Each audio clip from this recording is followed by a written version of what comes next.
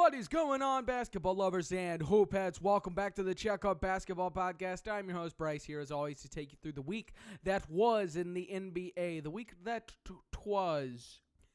As the world continues to melt down around us, the NBA marches on with fervor towards the postseason. Dreams are being crushed, hopes are being set up, and I am here to fill you in on all of the action that's been going on. Maybe not all of it, but most of it, certainly. At least I'm going to do my best to give you the most potent information available, so we're not going to waste any time. We're going to jump into a couple of news notes up top. I'm going to get through a couple of things that I want to hit on but aren't worth having an extended conversation about, and then we'll get into a couple of extended convos. Does that sound like a plan? Sounds like a plan to me. Alrighty, let's start with the news, team. All right, this late in the season, we don't always have a bunch of fun news to talk about, but we got a couple of historic records being broken in the NBA. Let's start first with the most impressive one. Prolific scoring. They say we're in an age of scoring, right? It's never been easier than it is right now to score in the NBA. That's what all the old heads tell us. Now, so why did it take 60 goddamn years for someone to break Wilt Chamberlain's record of continuous 20-point games? It took 60 years to break that record because it's really quite difficult to score 20 points in a row 126 times unless your name is Shai Gilgeous-Alexander. Then you do it with relative ease. Yes, tonight against the Boston Celtics, Shai Gilgeous-Alexander has broken a record that really nobody in the NBA amongst the NBA fandom probably even knew existed before the season. Shai broke a record set by Wilt Chamberlain of 126 consecutive games of scoring 20 points. I mean, when you just think about that from like an over-the-top view, right? If we're looking down at that's an absurd accomplishment. 127 games, a season and a half straight of scoring 20 points every single night. For Shai throughout this entire time, especially in the pace and space era of the NBA, to not have tweaked an ankle in the second quarter or, bumped his knee or taken a weird fall or come in with the flu or been defended so well on any given night so that he ends up with 18 points or 16 points or whatever it may be. For that to have not happened in a season and a half straight is an immense accomplishment that we as NBA fans need to appreciate because it's not all that often that we see talent like this. Apparently, it takes at least 60 years for us to see talent like this. And again, I know this is a relatively arbitrary record. I still think it is. Maybe it's not something that everybody's gonna quote to each other when they see one another, right? It's not something we're gonna tell our children about, like we will with the next record that we're gonna talk about. But it is something that deserves applause and appreciation because Shai has done something that Michael Jordan, Kobe Bryant, LeBron James, Kareem, Larry Bird, Magic Johnson. Think about all of these prolific basketball players. Not a single one of them outside of Shai Gilgeous-Alexander and Wilt Chamberlain have even really come close to this number. So it's absolutely absurd. I can't wait to see where he sets the new record at. We're at 127 games straight right now. Is he going to get 20 plus every single night throughout the rest of the regular season? I don't know. I feel like it's going to be the objective of somebody here soon, maybe a tanking team or something to, let's not give him 20 tonight. Let's triple team him every time he has the ball and just get it out of his hands and end the streak or whatever. Who knows? But Shai Gilgeous-Alexander is having one of the best seasons I've ever seen from any player ever, let alone if you want to limit it to just guards. And We're taking it for granted because we believe dumb online narratives about foul baiting and ethical hoops when really we just appreciate talent and supreme talent at that. So shouts out to Shea for this incredible moment of his. I hope he savors and appreciates it, and I hope the rest of us do as well. Let's talk about another record that got broken. That is Kobe Bryant's 81-point game has been surpassed as the second highest single game score from a player in NBA history. Has now been surpassed by Bam Adebayo. What do you think FanDuel had the odds at for Bam to go over 81? They had to be good if they existed before this day. I don't think they actually existed, obviously. But, yeah, wow, what a game. I'm not here to, litigate anything. I think it's awesome. Basketball is fun and stupid. There's 82 games in a season. Can we please enjoy something for once in our lives? I think all of this dumb, fake uproar about, this tarnishing Kobe's legacy or something, I think it's unfounded nonsense. Records exist to be broken, and that's fine. We want to see the best of the best every single day, every single night, every single year, and this is the best of the best. I don't care how he did it. I don't care that it was 43 free throws. I do not care. It doesn't matter. He did it. If it was so easy, everyone would just go out and do it. But it's not that easy. So, shouts out to Bam. That was one of the funniest games of basketball I've ever watched. Maybe the funniest. And I hope to remember that for a long time. Just how comical that was, how silly and dumb and aloof that was, and kind of just this incredible sports moment, and not something that deserves to be criticized or litigated in the public eye. I just think that's dumb, and it's not what sports is about, in my opinion. Sports is about appreciation and entertainment value, and that was entertaining as hell. So shouts out to Bam. I don't care about Kobe's legacy all that much. It's very sad that he passed away in the way that he did. It's more tragic that his daughter passed away in the way that she did. Kobe is not a good person, unfortunately. Most of what we know, I feel like things that are open and out there about him, not talking just about the sexual assault case. Kobe was not a good guy, and if he hadn't died, then I don't think we'd be having this uproar regarding his legacy. But that's whatever. That's besides the point. Different conversation. A couple of other bits of news. We have some injury news. Tyrese Maxey is going to miss 3 weeks. He originally was just going to miss a game or two, I think, with his hand injury, and then he got more imaging done on it, or a second opinion. And he is going to now miss the next 3 weeks, just adding to the injury woes that the Philadelphia 76ers and injury woes. Is there a better combination out there? I don't think so. Very unfortunate for them as they continue their slide down the standings here. Hopefully just make any attempt to have a somewhat healthy team by the time the play-in rolls around so you can make a playoff push. But I feel bad for Tyrese Maxey, who is having a phenomenal season. I don't know. He's just short. Currently, he's played 61 games, so he's just short of All-NBA and awards consideration. So we'll see what this has to do with that. It would really, really stink if he is taken out of consideration, but we shall see. We also have Day'Ron Sharpe, backup center for the Brooklyn Nets. You all tuned in to the backup center minutes for the Brooklyn Nets. Day'Ron Sharpe is going to miss the rest of the season here. Not a huge deal. Otherwise, I don't think there's anything else of note.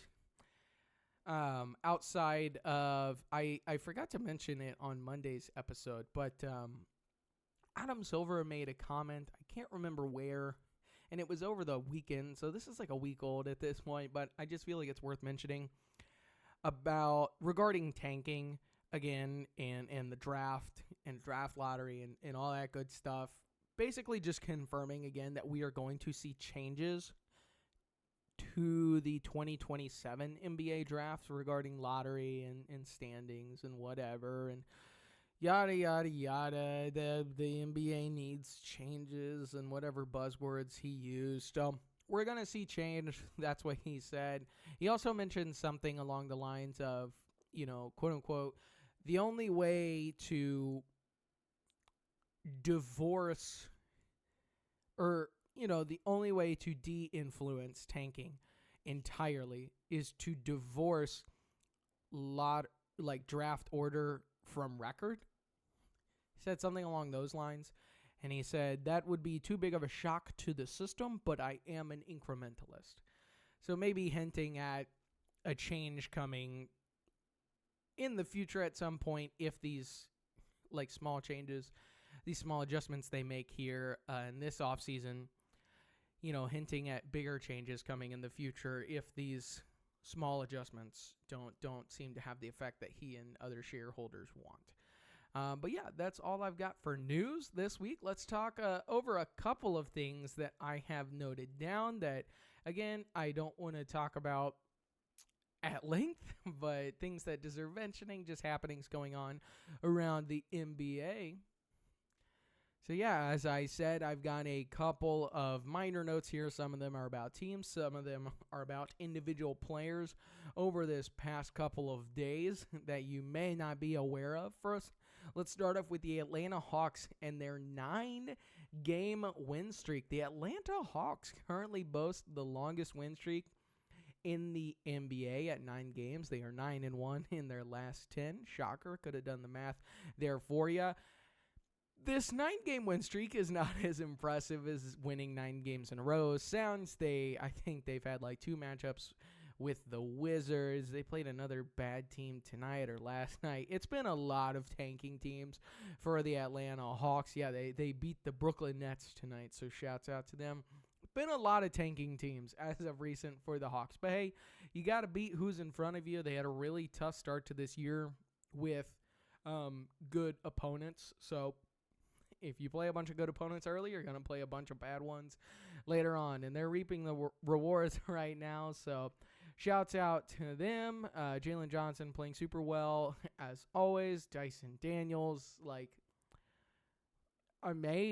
he's had a really weird season after finishing second in Defensive Player of the Year voting last year, getting a big contract extension in the offseason.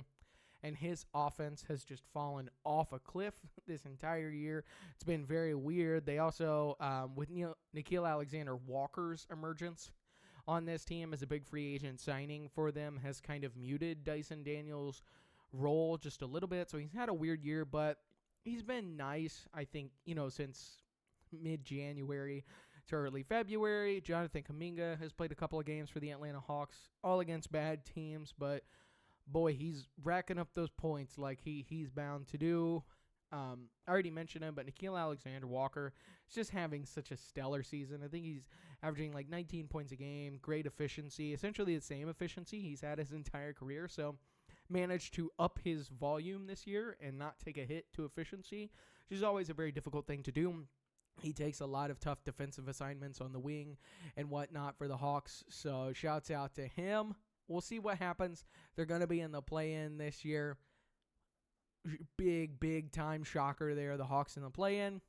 We'll see what happens. They currently have the same record as the Philadelphia 76ers, but as I just mentioned, they are the G League 76ers right now. So Atlanta has a good opportunity and a good chance to stay as a top 8 seed right now, which would be good for them if they want to make it to the playoffs. They don't own their pick this year, so obviously they just want to win as much as they can.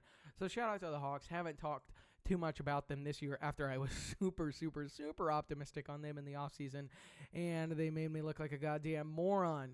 All right, moving on. Let's talk about a couple of other Eastern Conference teams. We got the Raptors have now slid back into the play-in. They are 2 games behind the Miami Heat right now, I think. They've played 2 less games than the Miami Heat. This Raptors team is just very, very uninspiring. I think everybody knew coming into the season that the roster and the fit was a bit clunky, but they got out to a really strong start I think they started the season 14-6 or something in their first 20 games, and everybody was like, "Oh, this might be a top 3 to 4 seed in the Eastern Conference." And they've kind of just stayed at a very middling level ever since then. They are allergic to beating above 500 teams. So this is like a classic middle ground NBA team that beats up on all the opponents that it should, is not able to beat anybody good, finishes the season as like a 6 seed, 7 seed, whatever, and gets bounced in the first round. I don't know where they go from here in the offseason. We shall see. That'll be an interesting one to talk about. But yeah, I kind of couldn't believe they'd slid back to the play-in after being like top 4 for so much of this year. I already mentioned it as well, but the 76ers have slid back to the 9 seed currently.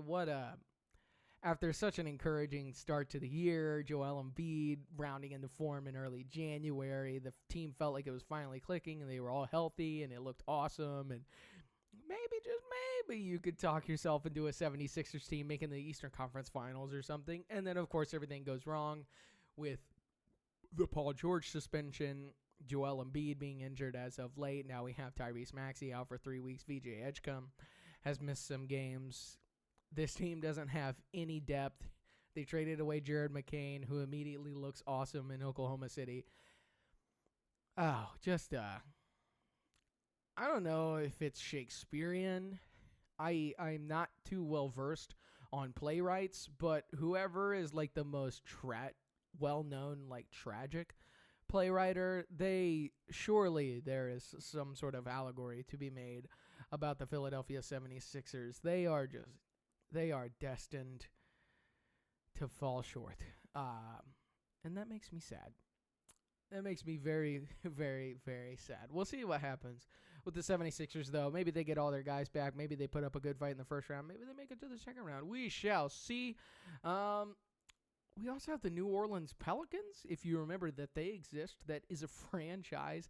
They are like 500 or better than 500 over their past 20 games or so. They're finally kind of healthy on the season. You know, DeJounte Murray came back from an Achilles injury. That was a couple weeks back now. Zion Williamson has continued to play games.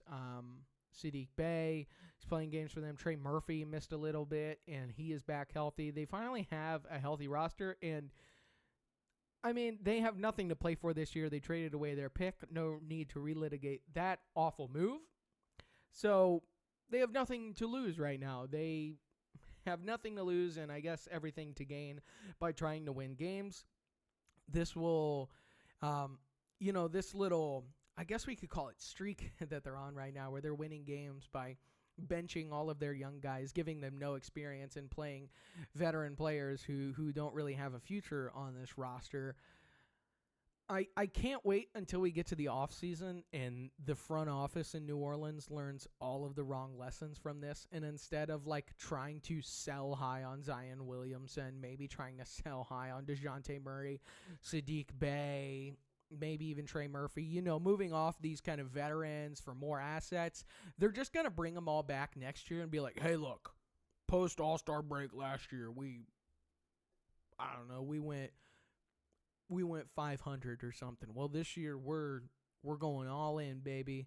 We're going all in. We're pushing for the playoffs this year. You saw what we did in March, the month that infamously does not matter in the NBA. You saw what we did in March last year. I just wait for what we're gonna do. They're gonna learn all of the wrong lessons. None of their young guys are gonna develop. And this team will be relocated within 3 years, maybe. So shouts out to the Pelicans, I guess. I also have here that I wanted to talk about Cam Johnson. Not in a negative manner. Over the past 2 games, Cam Johnson, member of the Denver Nuggets, he was acquired by the Denver Nuggets in the Michael Porter Jr. trade. Now, it is important to note right now that the Michael Porter Jr. trade also opened up the ability for the Denver Nuggets to go get Jonas Valanciunas and Tim Hardaway Jr., both of whom THJ, Tim Hardaway Jr., has been really good for the Nuggets this year. I think Valanciunas is kind of a guy who it's been nice to have him around and eat up minutes in some regular season games, but he's not like a serious player for them. And then, of course, Cam Johnson. I, like many others, assumed I actually was like, I like Cam Johnson more than Michael Porter Jr. Maybe that's just because Michael Porter Jr.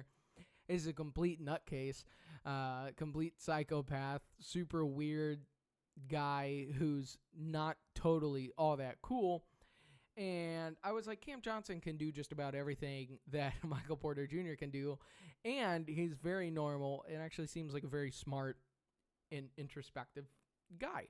So I was like, he'll be a good personality to bring on this team, and he can replicate most of what Michael Porter Jr. can do while allowing the Nuggets to go get a couple of other role players for Nikola Jokic. And I'll admit, like, I was just flat out wrong about that trade. Now, granted, Michael Porter Jr. has fallen off a little bit as the year has gone along.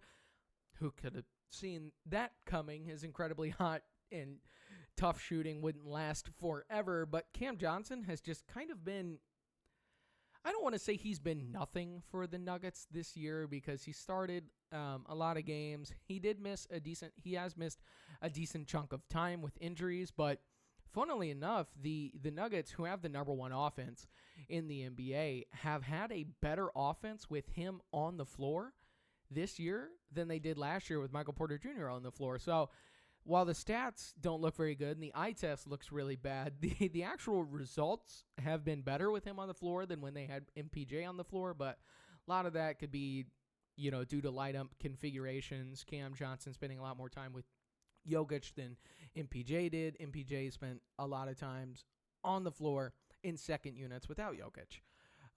And that could certainly be part of it. But I don't know. I think I and myself and certainly Nuggets fans have been waiting with bated breath for Cam Johnson to show any sort of sign of life. And over the past two games, two wins against Western Conference playoff opponents in the Houston Rockets and the San Antonio Spurs, Cam Johnson has had two decent, fine, good games.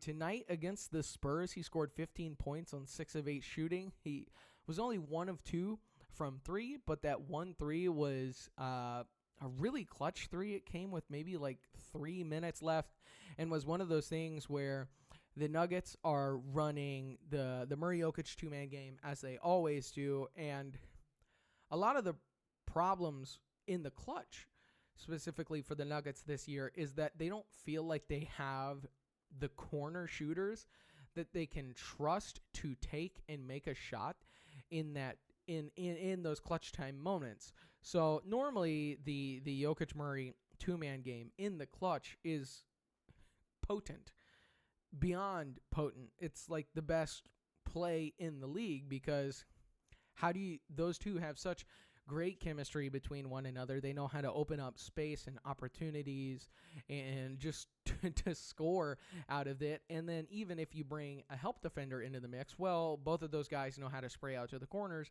And typically the Nuggets traditionally have had shooters such as Michael Porter Jr. that they feel confident and comfortable giving the ball to in those moments and letting them take tough shots. And we've just seen this year, it doesn't feel like the Nuggets have confidence in anybody. And so we've seen their clutch time offense fall apart a lot. And tonight, Cam Johnson got one of those opportunities to shoot one of those open corner threes, and he took it, and he made it. And that's a good sign. Against the Rockets, he had an even better game. I'm going to get that pulled up right now. But I don't... How much credence, how much value can you give into just 2 games? And they're not even like 2 incredible games. He had 17 points on 6 of 9 shooting, including 3 of 5 from 3 against the Rockets. And they're not like, 25-point, 30-point outbursts or whatever. But just to see him taking shots with more regularity and more confidence is going to be huge. And they are desperately going to need him come playoff time. So keeping my eye on that a little bit. I always felt Cam Johnson's too smart to just be a complete non-factor, especially with Nikola Jokic. But I feel like for certain shooters, depending on who you are, like Michael Porter Jr. was not just some spot-up guy with Nikola Jokic. Michael Porter Jr. came off of a ton of DHOs or stagger screens and all these movement actions where he was able to catch the ball. And because he's so tall and has such a high release, he just let that thing fly coming off these screens. Cam Johnson just isn't quite that kind of shooter. He's not like a DHO, curl around the screen, come off stagger screens and pin downs. He's not that kind of guy. He's a phenomenal catch and shoot three-point shooter. But MPJ and him are just different as shooters. And I didn't give enough credit to that in the offseason. And that's why I was wrong in my assumption that Cam Johnson would come in and easily replace what Michael Porter Jr. did. But maybe now we're seeing Cam Johnson become a little more comfortable, get a little more used to playing with Nikola Jokic, build that chemistry up. We shall see how things roll along.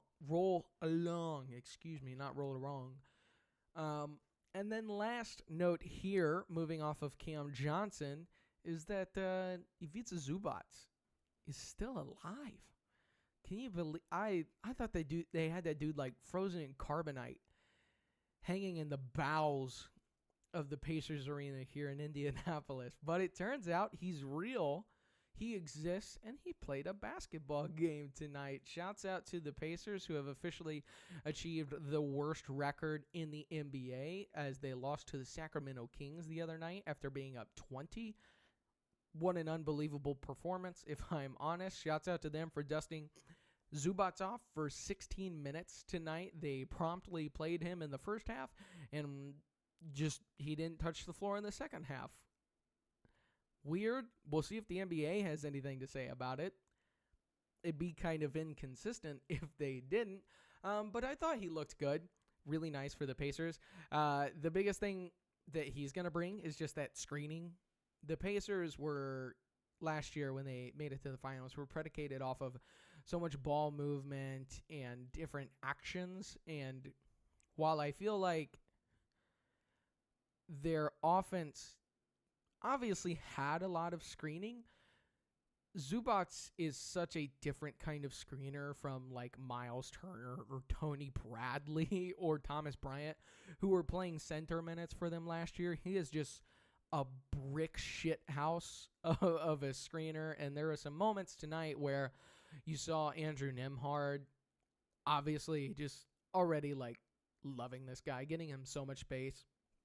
There was a nice like DHO into a mid-ranger that Nembhard was wide open for. There's some pick and roll stuff. So that's going to be super great for them and help unlock a new element to their offense. I thought he also made a couple of nice passes out of the post. We'll see how much attention he gets as a post player. The Suns were doubling him pretty heavy tonight, but that's because the Pacers don't employ any offensive weapons. So with a fully healthy Pacers team, like how our team's going to defend him in the post, we shall see. He's able to make like smart passes out of the posts and out of the short roll. You saw it tonight. He can score around the basket. He's a phenomenal rebounder.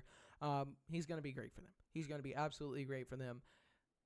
I guess I'm glad that they played him. We'll see if he gets any more run the rest of the year. Prob's not. He'll probably just disappear to Siberia until next year when he suddenly arises. But yeah, those were a couple of small notes that I wanted to hit on quickly. I'm going to get into my big takeaways, my big discussion points here right now. I know I've already talked a lot, but hey, there's a couple more things, bigger topics, wider-ranging topics that deserve discussion. We're going to get into those right goddamn now. Let's start with takeaway number one, folks. Okay? My first takeaway has nothing to do with a team or a player, and has to do with the league office, and more importantly, the schedulers in the NBA's league office. Everyone is well aware of the fact that the NBA needs to play less games in a season. This would give us more player participation. This would give us more intense games from night to night. This would give us, better rivalries, I think, because why is it necessary that the Oklahoma City Thunder play the Washington Wizards twice a year, or that the New York Knicks play the Portland Trail Blazers twice a year? Like, those fan bases, don't care. Don't care about one another. And so the NBA could do very well to reduce their season. You know, another thing that would be nice if they decided to do it would be to stop scheduling marquee matchups where one team or both teams are on the second night of a back-to-back. Why do we keep doing this? Why does this happen? Happen a lot. It happens a lot. Happens too much, methinks. I compiled just over the past couple of weeks. These are marquee matchups between teams coming into the season. I think we could have projected to have been good teams. Now, that's part of this, right? Every year there's a couple of teams that launch up into the standings. Nobody thought San Antonio would be the second seed and would win, I don't know, close to 60 games this year, but they do have Victor Wembanyama, and we could have projected them to be pretty good, you know, but there's always, like, nobody projected the Pistons to be the one seed by far. There's these things, right? There are things that happen every year that we can't quite predict at the start of the year. But a little bit of projection goes a long way. These are a couple of matchups just over the past couple of weeks where one team or both teams have been on the second night of a back-to-the-back. So tonight, the Denver Nuggets played the San Antonio Spurs. Denver on the second night of a back-to-back after playing against the Houston Rockets last night. Why would we do that? Jokic versus Wemby? I mean, Wemby didn't even play tonight, but why? Why? We had the New York Knicks against the Oklahoma City Thunder.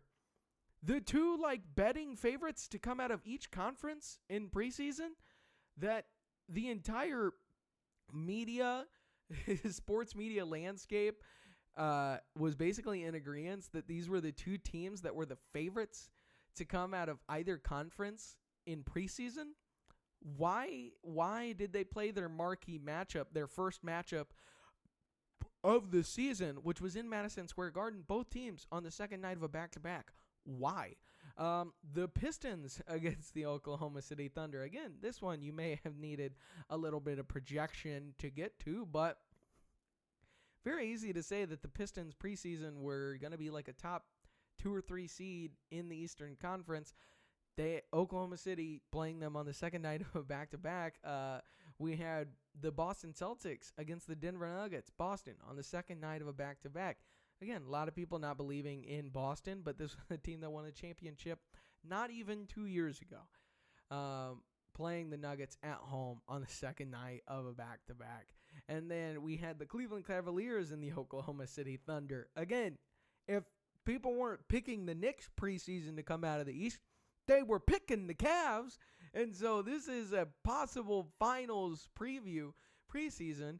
Both teams come in essentially on the second night of a back-to-back because this was a game where both teams played Friday night, and then this game was early Sunday. And both teams looked tired. It looked like they were essentially still on the second night of a back-to-back. So that's just over the past couple of weeks, those games. I can't comprehend why this keeps happening. This happens every single year.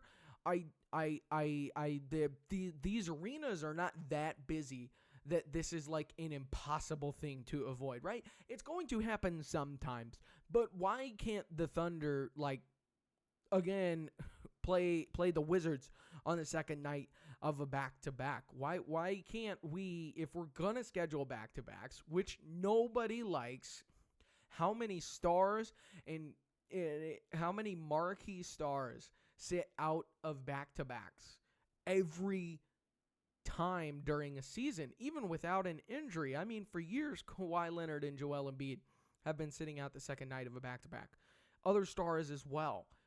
It's a preemptive thing that a lot of these teams do because they realize the negative consequences or adverse health effects that this could have on their star players. So when these are matchups that are already on national television, they're already determined to have been on national television, why would you risk either team sitting out any of their players during these matchups. I just don't understand, and I don't get why we can't avoid this. I don't understand why this can't be like a very rare thing to happen. There are going to be instances, of course, where it's a long season, and if you're going to have this long of a season, there's, of course, going to be instances where a team has played 3 games in 4 nights or something, and the other team is well rested, and this is supposed to be a marquee matchup, but one other team is visibly exhausted while the other team has been at home for 2 days preparing for this game, right? Stuff like that is just going to happen. We can work with that a little bit more, but when you have these head-to-head matchups, which just end up, which you could build up so much hype towards. Sorry, I had a brief interruption there, but I think I got my point across relatively well. I want the best of the best to be playing each other every night. I would like for these teams to be well rested, to be matchup ready going in, so that we get these clashes during the regular season, and when they happen, it's electrifying basketball rather than it feeling like a slog or something that both teams are just like trying desperately to get through. I hope during the next CBA negotiations there can be some sort of movement towards less games in a season. Everybody knows it needs to happen. Teams are worming their way through it. They are trying to find loopholes for their players to keep their guys healthy and to find the most beneficial or productive paths forward, while the NBA is trying to protect the quote-unquote integrity of its product, but not the safety or the health and well-being of its product. You know what I mean? So I hope there's movement in the future towards rectifying this issue. Alrighty, let's move on to takeaway numero 2. And I'm going to give a little bit of commendation to 2 teams that I have given probably nothing but ridicule this season. So here you are. Shouts out to the Orlando Magic and the Miami Heat. 2 teams destined for mediocrity, so it would appear. But they are doing their absolute damnedest to avoid that label right now. And good on them. They are doing it, unlike the Atlanta Hawks, with good wins against decent competition. And I like it. The Orlando Magic are currently on a 6-game win streak. They are 8-2 in their last 10. The Miami Heat on a 7-game win streak. They are also 8-2 in their last 10. And what I like most about this is let's build up some hype going into the playoffs. I have been fretting a little bit about the Eastern Conference playoffs just because I didn't think they would get interesting until the second round. Just the way that the matchups were playing out, the way that all of the teams from 5 to 10 in the Eastern Conference were looking at one point, it was just like, this is gross. Like, let's just simulate past the first round. We know who's going to win. It's going to be all the top 4 seeds. And now the Magic and the Heat and the Hawks and the Hornets, you're giving me just a little bit of hope here. I appreciate it. The Miami Heat have one of the best coaches in the NBA in Eric Spoelstra. He is a guy who gets the most out of his players. He's an incredibly, incredibly smart coach. He always coaches a great defense, and he likes to throw weird looks at you that you're not ready for. He gets the most out of his roster.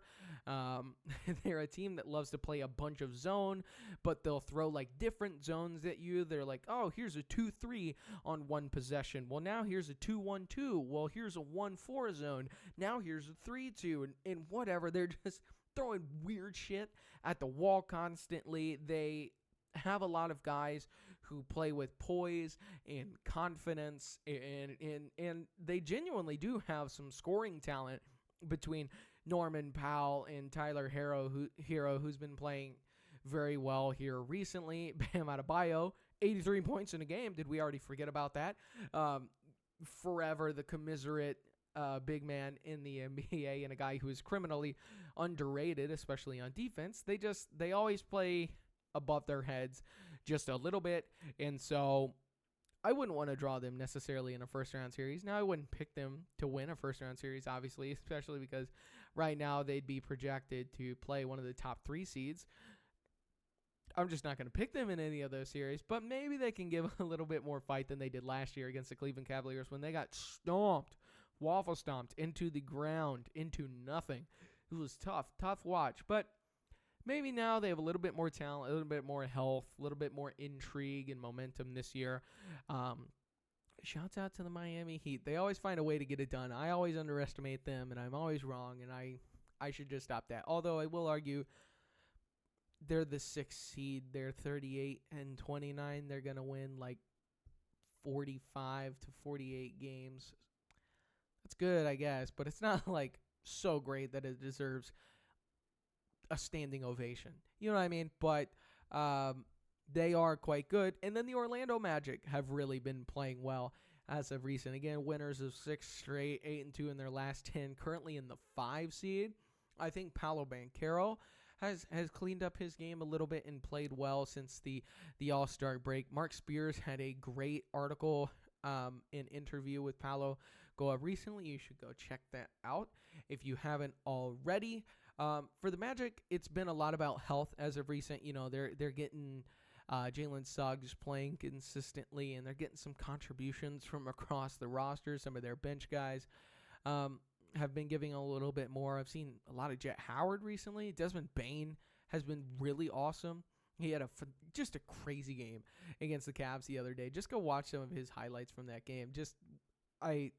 He's an underrated heater guy because he can just be a sharpshooter in some games and score in bunches. And he's really fun and plays with a lot of confidence when he does it. He's also a shit talker, and I love that about them. So feels like the Magic are getting a little bit of verve, a little bit of meanness back. Franz Wagner still has not played for them. I'm not sure entirely when he's supposed to come back. It seems like they don't know when he's going to be back. This always happens with the Magic where either Franz or Paolo gets hurt. One of their forwards gets hurt over the past couple of years, and while one of them is out, the other one begins to perform better, and the team looks pretty damn good. This happened last year when Paolo early in the season suffered that oblique injury. And then we had probably a 3 or 4 week span where Franz Wagner was like an MVP candidate. I specifically remember that game against the Lakers where he just hits the walk-off 3 to send them packing. It was crazy. Didn't expect that from him. But yeah, the Magic go through these funny spurts where they play well. One of their big forwards just blossoms when the other one's not present, and they play quite well. And that's happening right now. Take away from that whatever you must, whatever you will. I'm not here to influence you one way or the other. The Magic are a tough team. They play hard. They took the Cavs to 7 games 2 seasons ago, and then they put up a strong fight in the first round against the Celtics last year. The Boston Celtics would tell you that themselves. So they're not just a first round and out easy team. I had really written them off, back in January or early February. I'd written Paolo's season off, and they're coming along and they're playing quite well right now. And it's not just against bad teams. Like the Magic, they beat the Cavs, as I mentioned. They trounced the Timberwolves. They've beaten the Lakers. They've beaten the Clippers. There might be another one I'm forgetting, but these are all in their last 10 games, the last week and a half or so, last 2 weeks. Very impressive wins. A couple of them, several of them on the road. And those are good teams. Those are playoff teams. Those are teams that are still competing. And they beat them fair and square, straight up. So good on them. Both of those teams are looking to be interesting first round opponents. I appreciate them dearly for that because, this amalgamation of the 76ers and the Raptors and the Hawks, I don't necessarily want to see any of those teams in the playoffs because they all kind of stink. Unless the 76ers are healthy, but the rest of them are kind of stinky. And I think any of these top seeds in the Eastern Conference would be foaming at the mouth to play them. So I don't think anybody's foaming at the mouth to play the Magic or the Heat right now. Good on them for kind of turning their season around here late and playing quite well. We're going to go ahead and move on to my takeaway number 3, the last takeaway for the day. And this originally started out as something else. I was going to talk about Kawhi Leonard's MVP case because it's been something that I feel like has come up in conversation. And along with the MVP case coming up for Kawhi, All-NBA Kawhi has also come up. And so I was like, why don't I just talk about All-NBA teams? Why don't we just go ahead and get like preliminary All-NBA teams out of the way? We're heading down. We're getting close to awards season. I'm going to start doing, some of my research here soon to pick out who I think should win each award. So this is very preliminary, mostly vibes-based, somewhat stats-based. Bryce from Check Up a Basketball Show, All-NBA teams. Now, I didn't use any, I don't know if you want to call my criteria flawed or loose. Loose is the right word. My criteria is loose. I consistently believe and am, I factor in the idea that winning is the most important thing. I factor that into most of my decisions and most of my beliefs about the NBA and beliefs about players. And we can have a conversation about what drives winning the most and how you should value that or calculate it. But at the end of the day, winning is the most important thing. Now, in the All-NBA case, winning in the regular season is what matters. This is not playoff projection stuff. Obviously, these are regular season awards. So I value winning in the regular season for these awards because it's important. There's nothing more important in the game of basketball during the regular season than to win games and then to get into the playoffs and win more games, right? That sounds very dumbed down and sounds really stupid, I know. But I promise there are plenty of people out there who make plenty of arguments that do not factor in winning as the most important thing or the most important variable. And that's just not me. So these All-NBA teams are predicated on what I think drives winning and drives voluminous winning. So I suppose when I get into the weeds a little bit more, I will care about like minutes and games played more so than I like that will factor in. I didn't do that research right now, I'm saying. So take that as you will. But when I get to my All-NBA teams, it will matter how many games you played at the end of the day, how many minutes you played at the end of the day, and how much I think you influenced winning. With all that being said, let me talk through my teams. I will talk through some of the decisions I made, and then we'll move on because this is not the discussion to go like super, or this is not the time to go super in depth with these discussions right now. So yeah, let's not waste any more time. There's obviously, we still do have the 65 game rule in effect for these teams, and some of this is projection. Like the aforementioned Tyrese Maxey could be ineligible for All-NBA. Who knows? We don't really know right now. Nikola Jokic can only miss like 2 more games or something. So these could not be definite. Some of these guys could not be eligible by the time the end of the season comes. But as of right now, they are eligible. So that is how I'm counting them. Let's go over my first team. I think the first team, like there's 4 locks, right? There's 4 locks that everybody has. They are Shai Gilgeous-Alexander. They are Luka Doncic. They are Nikola Jokic, and they are Victor Wembanyama. Those are the 4 definite All-NBA first-team locks, so long as all of those guys meet the 65-game requirement. I just don't think there's a particular argument that as we go through this, anybody on the second or third team should be above those guys. I mean, I suppose there are arguments, but I just can't give a ton of credence to them. And so Shea, Luka, Jokic, and Wemby, I think, have been the 4 most impactful NBA players this season. And the 4 guys who have crossed the 65 game threshold. They are all incredible in their own right, varying play styles through there. I'm not here to dive into their seasons in infinite detail, but Shai Gilgeous-Alexander is this era's Kobe or MJ. I want to call him MJ because he's doing things that Michael Jordan did and nobody else has done outside of him and Michael Jordan. It's just, we need to call it what it is. He's having the most efficient guard season of all time, one of the most prolific scorers that we've ever seen in the NBA, doing unheralded things with the roster in the NBA.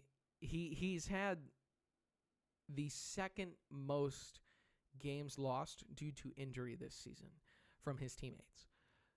So doing so much with less is so impressive to me. He deserves to be here. Luka Doncic, I think he's leading the NBA in scoring. Prolific passer, as we know, although I think the playmaking has taken a little bit of a drop this year, but still prolific, one of the top 2-3 passers in the NBA, so not too much of a drop. The competitive fire and spirit and the things that he can do on a court on any given night are perhaps unrivaled by anybody. Just one of the toughest shot makers and shot takers in the NBA. The defense is a struggle. I will say the attention to detail is sometimes a struggle. The carelessness can be a struggle. The turnovers are high. At the end of the day, there's not really anybody that can do what Luka does, and it deserves respect and attention. As much as I might hate on Luka, he is a deserving first All-NBA team candidate, and the Lakers have won a ton of games this year. Even though we all feel like they've been disappointing or whatever, they are still firmly in the mix to be the 3 seed. I think they are like tied with everybody else right now. So Lakers have won a ton of games. I don't necessarily care about the point differential or the net rating right now. What matters is the overall record. Nikola Jokic is Nikola Jokic. You can argue he's the best player in the NBA. At the worst, he's the second best player in the NBA. He's one of the greatest offensive minds, one of the greatest offensive engines we've ever seen. The passing is unheralded and unmatched by anybody. The scoring and efficiency, although has taken a drop since his return from injury, but at the start of the year was reaching such unprecedented levels that all you could do was laugh at the numbers that you saw. He's one of the best rebounding bigs in basketball. The Jamal Murray, Nikola Jokic pick and roll game is still magical to watch on any given night. This is a guy who is the greatest on-court tactician we've seen since LeBron James and like prime Steph Curry and Draymond Green. It's a pleasure to get to watch him. The antics are silly, and the defense I think has been particularly bad this year, but there's no arguing the offensive impact that he's had and the way that he drives winning. And then Victor Wembanyama is the scariest chess piece in the entire sport. A guy who covers baseline to baseline, side to side of the entire NBA court. He covers every facet of it with the ultimate competitive drive. I've seen this dude cry during regular season games. I've seen this dude cheer on wins so fiercely. He is such a competitor. He is an awesome, awesome basketball player. He seems like an even better human being, dominant on every side of the ball when he wants to be. And I cannot wait to see playoff Wemby. No argument, he should be on the All-NBA first team. I'm not going to give every player this kind of treatment, but I just think those guys, definitive locks to me. So who's the 5th guy on first team All-NBA. There's a couple of different players you could go with. The aforementioned Kawhi Leonard, as I said, some people have brought up as maybe the fifth guy on the All-NBA, first team All-NBA. You could have Anthony Edwards, I think, here, having a prolific scoring season yet again. He continues to add to his game year after year and develop, particularly as a scorer. Again, one of the most entertaining and ferocious competitors in the league. Jaylen Brown is another great answer here. You know, he's got a strong narrative, I think, behind him, carrying the Celtics. This year without Jason Tatum, he's had the best season of his career easily. You know, the efficiency has dropped off a little bit, but he can be just a dominant two-way force when he wants to be, and has just driven winning all year. But the guy that I picked is not any of those guys. It's Cade Cunningham. Cade Cunningham is my fifth All-NBA first-team member. I think the East deserves some love here, so I didn't really want to go with another West guy because that just didn't quite feel right. The Detroit Pistons, despite the fact that they lost 4 games in a row recently and feel like they're kind of as they are struggling as much as you can consider any struggle in the season that they've had, but they are the number 1 seed by far in the Eastern Conference. They would not have anything resembling a competent offense without Cade Cunningham. He's averaging 26 points per game and 10 assists per game. He's a masterful floor tactician who plays with his own pace and rhythm. He's huge, bulky, strong, dominant guy who gets to his spots on the floor, and there's nothing you can really do about it. He'll rise up and create mismatches against any defender. Again, the floor vision that he has, given how cramped things are and how bad the spacing can be in Detroit, is just wildly impressive. I think he's a phenomenal defender. Again, just because of his size and his length and his surprising lateral athleticism allows him to cover ground quite well, and he gets a lot of blocks as a guard. I just think he's been masterful this year again. The Pistons wouldn't be where they are without him. And the inefficient, he is a relatively, compared to some of these other guys, he's a relatively inefficient scorer, and he also is still turnover prone. But given his situation, his team situation, I think what he's doing to drive the third best record in the NBA and the best record by far in the Eastern Conference deserves compensation, and he deserves first team All-NBA honors. That's just where I am. We talked about driving winning, so that's what he's been doing. That's my first team All-NBA: SGA, Luka, Jokic, Wemby, and Cade Cunningham. I think that's pretty easy, open, and shut. My second team All-NBA now contains all of those guys I talked about previously. Second team All-NBA: Anthony Edwards, Kawhi Leonard, and Jaylen Brown. Then to go along with that, I have Donovan Mitchell, and I have Kevin Durant. And then let me go over my third team, because now I think second and third team we can deliberate a little bit. My third team, I have Jalen Brunson, Tyrese Maxey, Jalen Johnson, Chet Holmgren, and Jamal Murray.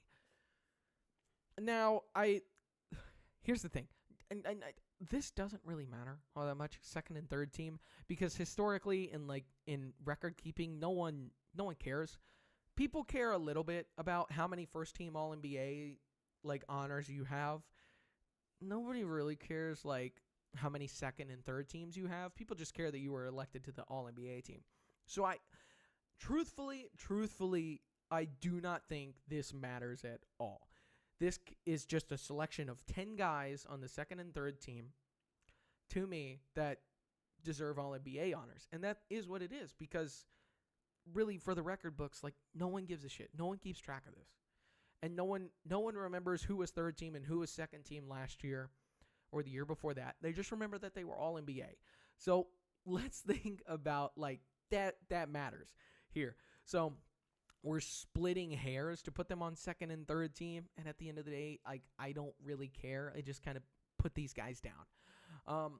For me, I guess if you wanted to have some arguments like Ant, Kawhi, Jaylen Brown, that's like certified lock. Of those 10 names I listed before, those are the top 3. I don't think there's really an argument for it. All those guys are scoring over 25 points per game with excellent efficiency. They are all can be these two-way dominant forces. They're primary options for their team, and they've been winning a lot of games. So, certified lock on those 3. I did have, technically, if you want to get into the nitty-gritty of it, I have Donovan Mitchell over like Jalen Brunson and Tyrese Maxey. I understand that Jalen Brunson's team has a better record than Donovan Mitchell, but when you just look at the stats side by side, look at some of the advanced stuff, look at lineup data, too, there's just really no argument that Brunson has been more impactful than Donovan Mitchell. The records are very, very similar, and Donovan Mitchell's team has been way more injured than Brunson's. When you consider two-way impact, I know Donovan Mitchell is not like an adept defender, but infinitely better than Jalen Brunson. I don't think that one's much of an argument, although I think some people would think there should be, but Donovan Mitchell's averaging more points, the same efficiency, and he's doing it with less. His on-off data, the swings, like I think the Cavs are a +7 when Donovan Mitchell's on the floor. The Knicks are only a +5 when Brunson's on the floor. There's no real argument to put those guys over. Tyrese Maxey would have had a really fun argument for like first team All-NBA if the season stopped halfway through or something, but unfortunately the 76ers have slid as far as they have, and I can't justify putting him any higher than third team, but 29 points per game, 7 assists or whatever he's averaging deserves All-NBA recognition, right? Especially with the suspensions and the injuries and whatnot. I had Kevin Durant on the second team. You could move, and by the way, the All-NBA teams are positionless, so it doesn't matter. You don't have to have like, it used to be like you have to have 2 guards, you have to have 2 forwards and a center, or it was like 2 guards and 3 front court players. There was all this weird shit about who's what position. None of that matters anymore. It's completely positionless, so you can have whoever where. I had Kevin Durant on second team, just calmly, quietly, easily averaging 26 points per game on phenomenal efficiency for the Houston Rockets. I put him on over Alperen Şengün because the Şengün thing has been weird, and that's a whole nother conversation with Houston this year, but the Rockets are really, really good when Kevin Durant is on the floor, and they're worse when he's not. If ever they win clutch time games, it's because he pulls through with some heroics and some incredible shot making. He's just having probably an underrated season, really. Just being a commiserate scorer like he always is. That's second team. Third team, a couple of these guys on the end: Jalen Johnson, Chet Holmgren, Jamal Murray. Jalen Johnson is just he's having a remarkable productivity season. Basically 20, 10, and 10. His numbers are actually probably a little bit better than that, but almost averaging a triple-double for the Atlanta Hawks.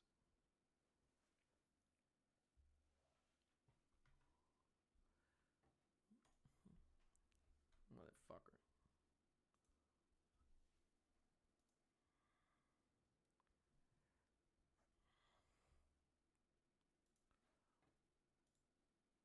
All right. 3, 2, 1. He's one of my favorite players to watch in the NBA just because what he does at his position.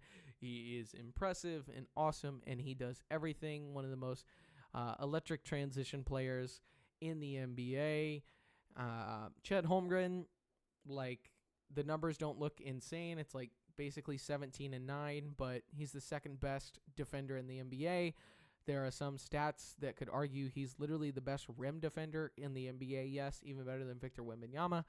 Like I said, there's some stats that would say that. There's no argument. He's been the second most important player on the best team in the NBA. How does he not deserve recognition here. And then Jamal Murray, who has carried a heavy load for the Denver Nuggets this year, especially with the time that Nikola Jokic has missed. Easily Jamal's best season of his career. Career highs across the boards. The efficiency is off the charts. He does some unreal things from night to night, and he's been very, very, very good and well-deserving of an All-NBA spot. So, all in all, let's wrap this thing up because I'm running long here. Let me know what you think about my All-NBA teams, what you would have, what you would switch out. Do you care about who's on second and third team? I mean, maybe you do, maybe I don't. Unfortunately, I don't really have any things for you to look forward to this week. Go out and watch some basketball is what I would recommend to you. Hey, we've got all of the conference tournaments in college basketball going on right now, so plenty of fun things happening as a lead up into March Madness in the NCAA tournament. So keep your eyes on that all weekend. Thank you so much for listening or watching. My sultry voice will be back on Monday with a new episode, so keep your eyes out for that. Share this with friends, family, or anybody else you think might possibly could maybe enjoy this. Go ahead and subscribe if you're new here, and I do truly hope to catch you in the next one. Goodbye, y'all.